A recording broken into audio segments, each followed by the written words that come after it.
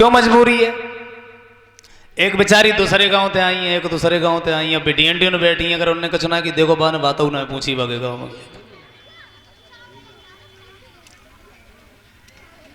अब बेचारी 2-4 महीना बाद मिली है तो कथा सुन लेती है, बीच में कहा दी क्यों जी अब की बात तुम साड़ी बड़ी अच्छी पहने के आई। पहले देखो, पहले तुम्हें इतनी अच्छी साड़ी तुम्हारा ब्याह हो तो उन्हें तुमने पहनी थी, तुम्हारी कसम बेई बात है। तुम्हें ना मालूम है हमारे बे कायमगंज गए थे तमाकू बेचने से 3-4 डारे लाए। कहूँ अंत कहूँ की बात है ना है परीक्षित महाराज, बेई बात है। एक बार एक बूढ़ी अम्मा रहा है, हम अपनी बूढ़ी अम्मा के मारे ना कह रहे, बात बता रहे।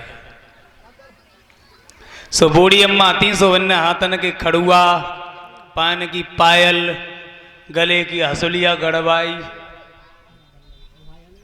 अब पूरे गांव में झमकाएं फिरे, कोई उन्हें पूछे ही ना है अम्मा कितने के बनवाए लाई, कब बनवाए लाए।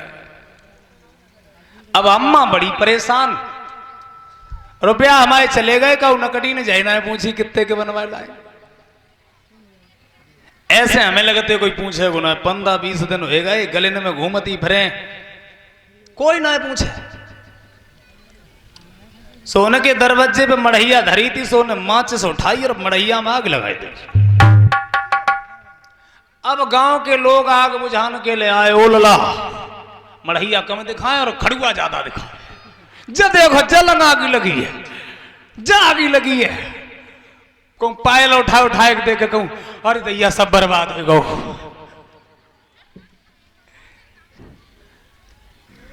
लेकिन कहू भैया ने जन है पूछी अम्मा जे खड़ुआ फड़ुआ कितने के बनवाए लाई, कब बनवाए लाई। अब भी बड़ी परेशान, कहू ने ना पूछी, हमारी मड़हियों में आग लग गई।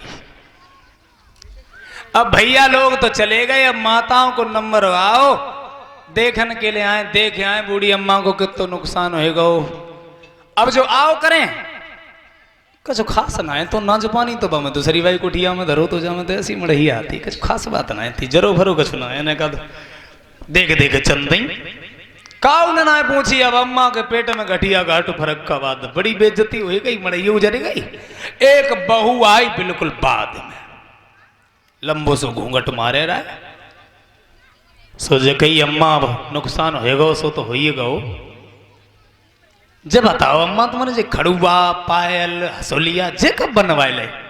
नकटी तू पहले ही पूछ लेती तो काय को मढ़ैया में आग लगाए देती।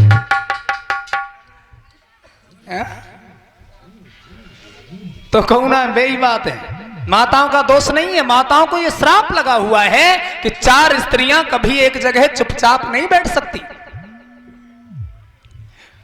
सबसे बड़ा कड़ुआ सच धर्मराज युधिष्ठिर से एक यक्ष ने पूछा, महाराज हमारे एक प्रश्न का उत्तर दे सकते हो? बोले पूछिए। ये बताइए सबसे बड़ा झूठा कौन सा है? बोले सबसे बड़ा झूठा वो है जो ये कहता मिल जाए 3-4 औरतें एक जगह चुपचाप बैठी थी। समझो वो पूरी 100% झूठ बोल रहा है। रेलगाड़ी में तुम जाना यहां से कानपुर तक,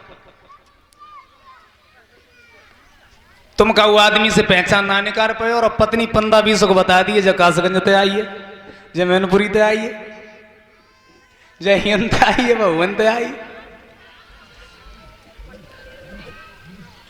ये श्राप महिलाओं को कब लगाई मैं बता दूं।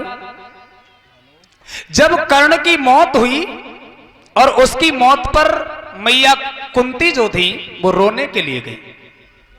युधिष्ठिर ने पूछा मां इतने बड़े बड़े वीर और महारथी मर गए लेकिन तुम रोने नहीं गई और सूत पुत्र की लाश पर रोने के लिए आई हो? तब कुंती ने कहा यह सूत पुत्र नहीं था, ये मेरी ही औलाद था।